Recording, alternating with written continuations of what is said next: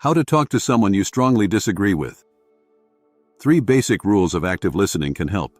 Listening may not be the most exciting part of a conversation, but it's essential if you want to have a meaningful dialogue with your opponent. 1. Show attention nonverbally.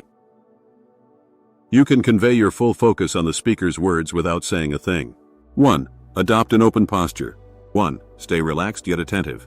1. For example, lean slightly toward the speaker while they talk. 2. Maintain eye contact. 2. Just don't overdo it. This isn't a staring contest. 3. Use simple gestures. 3. Show you're engaged and encourage them to continue speaking. 3. You can nod occasionally or say or uh-huh. 4. Stay silent. 4. Letting someone speak uninterrupted for a few minutes is a rare but valuable gift.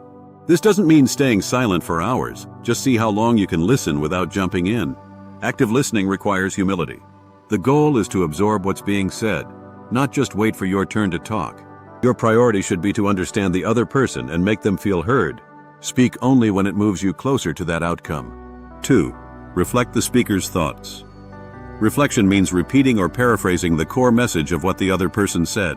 Unlike a generic "I hear you," this shows you truly grasp their point and helps ensure you understand them correctly. If you misinterpret, reflection gives them a chance to clarify. This is particularly useful when you're unsure of their meaning. For example, if they say, "I watched that hyped art house film, didn't really like it, the acting was bad and the plot was dull," you might ask, "So you wouldn't recommend seeing it in theaters?" This gives them a chance to confirm or elaborate. "Well, actually, the cinematography was stunning."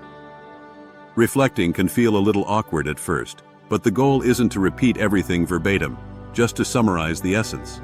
You can start with phrases like, 1. So what I hear you saying is, 2. It sounds like you mean, 3. In other words, 3. Ask open-ended questions. As you listen, you'll likely have questions. But asking too soon might interrupt their thought process, shift focus to your agenda, or even derail the conversation. To use questions effectively, keep these points in mind. A solid dialogue starts with understanding, followed by showing the speaker that you do. Otherwise, they may not feel inclined to answer. To encourage discussion, use open-ended questions.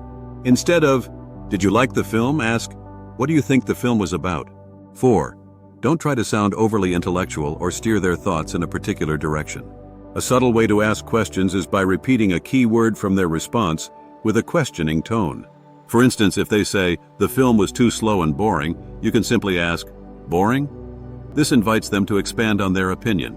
2. Your judgments can come through in how you phrase your questions. For example, "And you're really going there for vacation?" Sounds more skeptical than, "What made you choose that destination?"